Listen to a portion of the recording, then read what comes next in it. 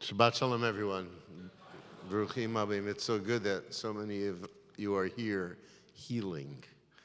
And I am about to give my drash, my sermon, as if I hadn't spoken enough over the past week, but here we go.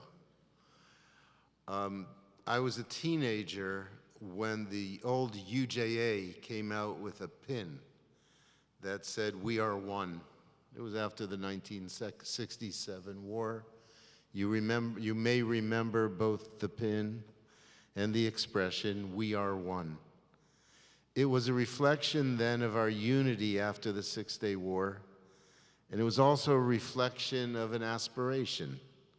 That is, the Jewish people are united. We are one.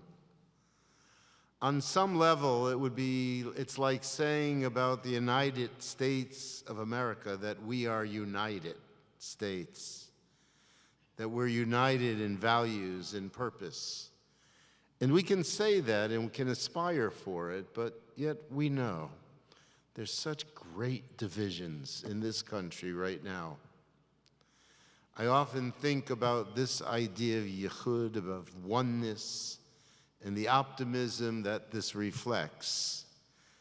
But in truth, amongst our people, communal unity rarely exists, because we know that from the beginning, as we were formed as a people, we were made up of different tribes.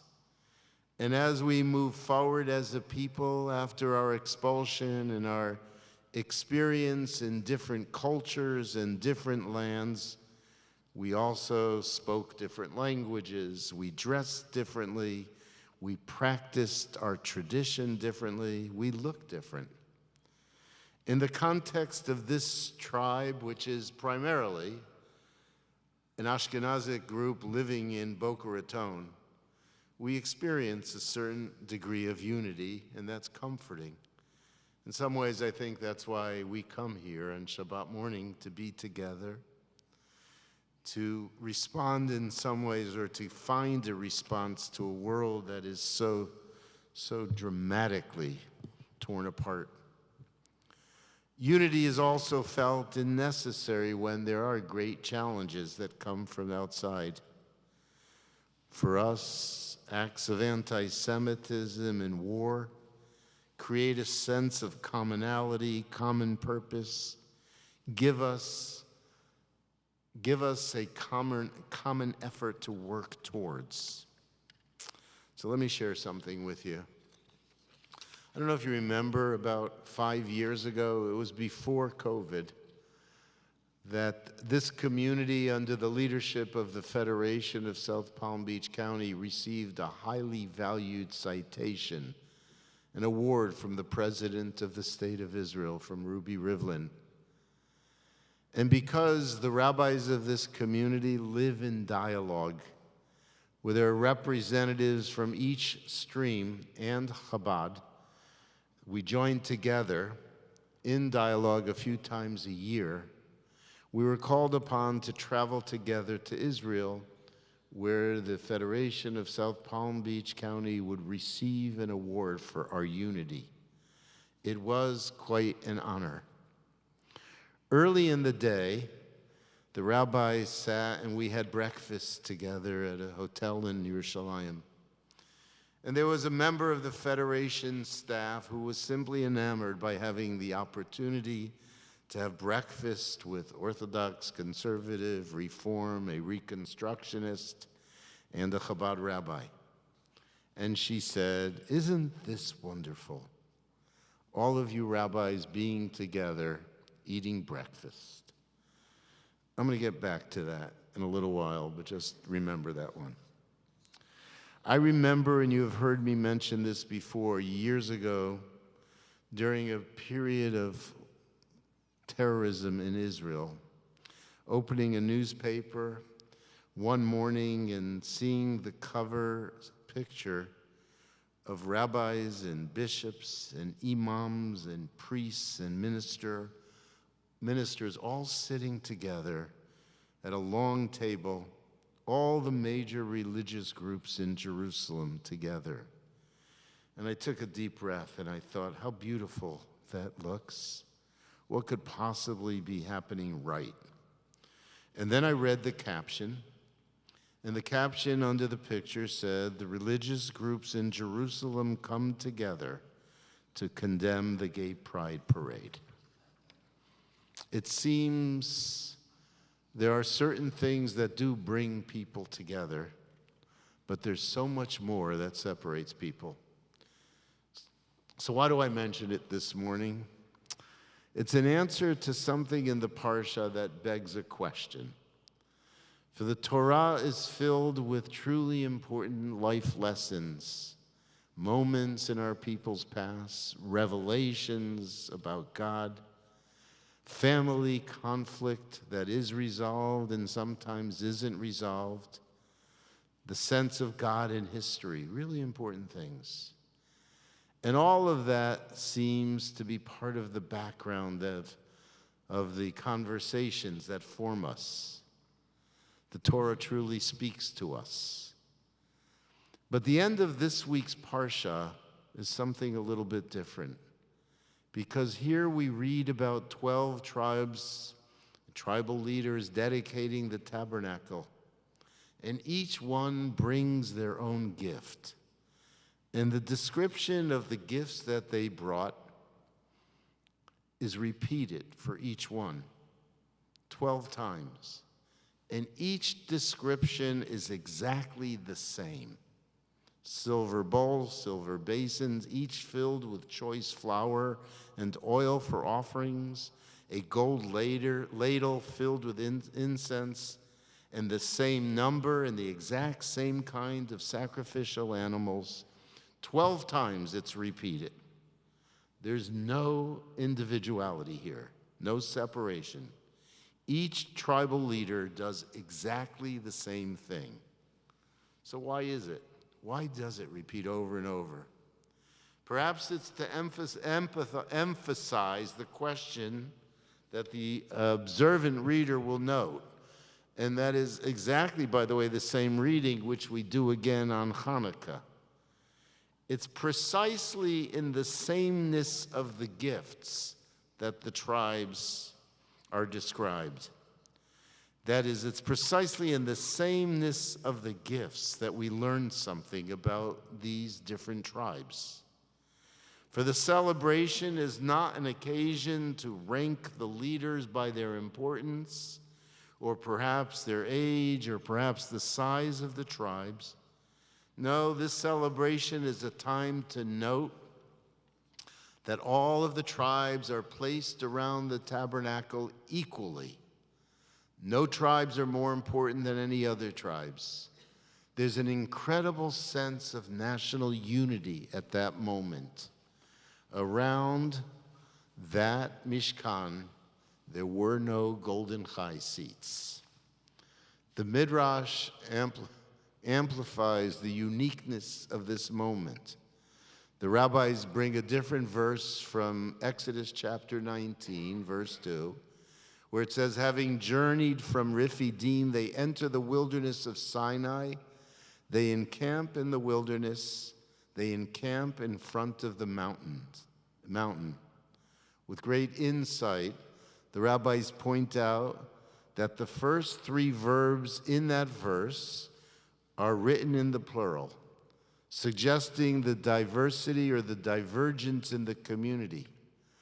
But the last verb is in the singular, implying there was a temporary cessation of any conflict or any difference. Rashi comments and says, Israel approached Sinai as Am Echad v'Lev Echad, one people with one heart. And we love that expression. But it wasn't true in other places throughout our wanderings, in our encampments in the wilderness, not at all. What we find is that the people do a lot of bickering. Our people disagreed often back then, and our people often disagree today. Sometimes the disagreement is to our detriment. But on the day that Moses finished setting up the tabernacle, The Midrash notes that the verb kalot, which means to finish the work, is in the plural. But the singular of kalot is kala, which means bride. And as we learned on Shavuot, we are the bride, and God is the bridegroom. And so Sinai is one of those unifying moments for our people. The gifts brought by the tribal leaders indicate the unity and the sameness of the tribes. There's a time for that. And yet, a few chapters later, we're going to read about the tribes of Reuben and Gad, who battle with Moses because they do not want to cross the Jordan River. They want to stay on the east side of the Jordan River. They want to create a people outside of the boundaries of the land of Israel. And so there's conflict. And what we learn is there are many, many more conflicts to come. Our people entered into the land of Canaan through different entry points. They entered into what would become Eretz Yisrael at different times. And Bible scholars tell us that they set up different places for offerings and worship. And the tribes became very, very contentious. It wasn't until King David that the 12 tribes were united for the first time as they developed a single, strong national unity government. But you know how long that government lasted? Our people stayed together for 80 years. And then it took hundreds of years for our people to once again come together and form a government. 80 years repeated again during the time of the Romans. And now we sit here in the 76th year, or in the 77th year, in what's known as the Third Commonwealth of the people Israel. And we ask ourselves the following question: can we remain united? Will the influence of messianic fundamentalists, will that separate us? Will the influence of those who are demanding more democratic reform, will that separate us? October 7th was a day that will live on in infamy, as has been said, in the annals of our people's history. And after October 7th, we had moments, we had weeks actually, where our people truly came together as one. As you are all aware, the nation of Israel had been deeply divided between those forces demanding more democracy and those forces who were in opposition to judicial reform. There were hundreds of thousands of people in the streets protesting not only that reform, but other aspects of the government. And today we are witnessing this tremendous divide that's being caused by Haredim and religious Zionists.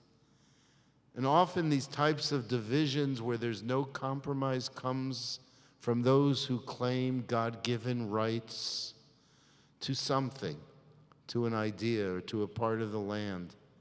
And they use it to justify behaviors that we would never justify.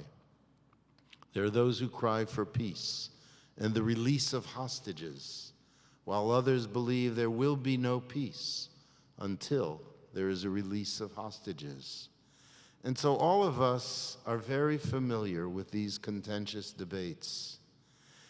But in truth, if we look at ourselves, although we love the concept, the notion of unity, we are a people who do argue.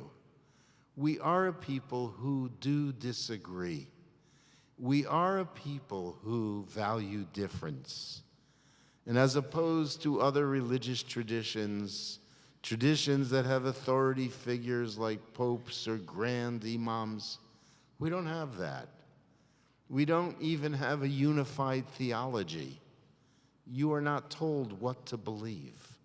You are told what are the boundaries of behavior. In Judaism, there is no dogma. And so all of this can lead to disagreement.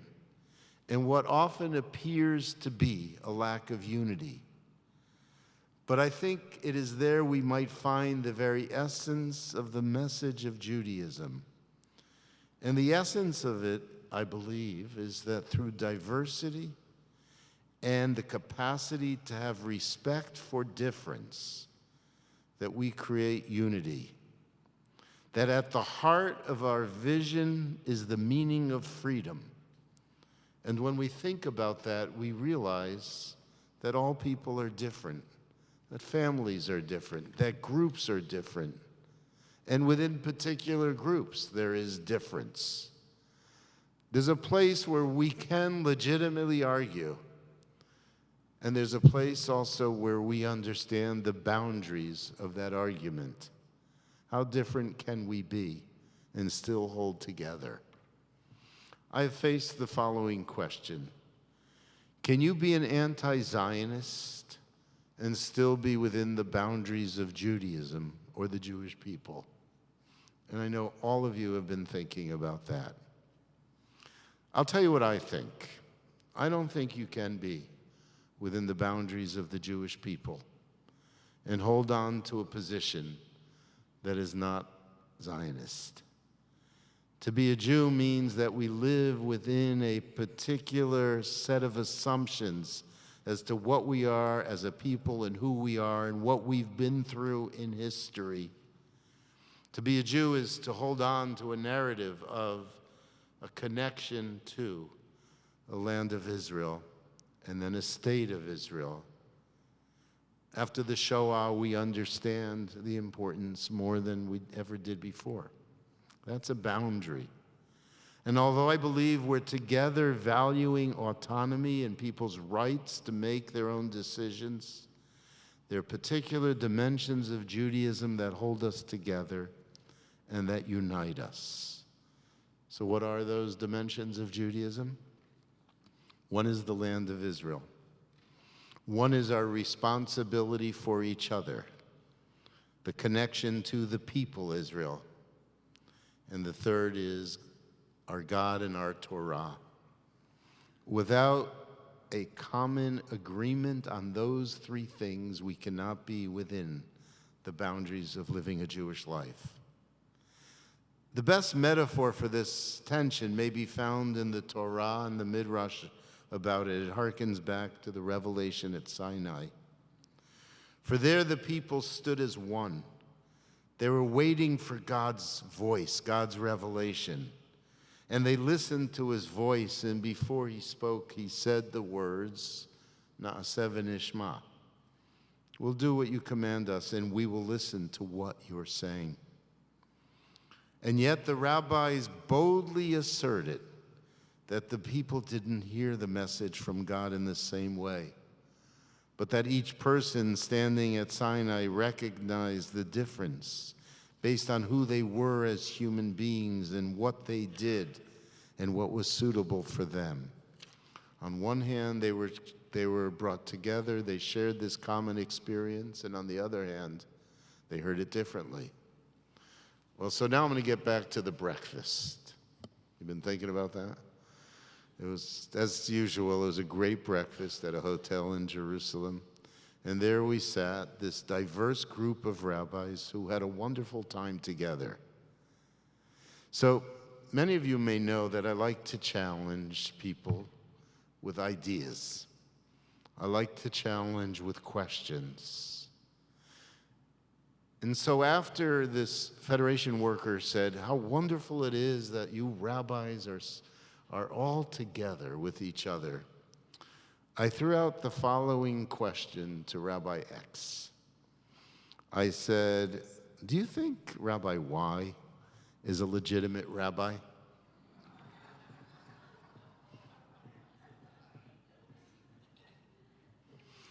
I ruined everybody's breakfast at that moment.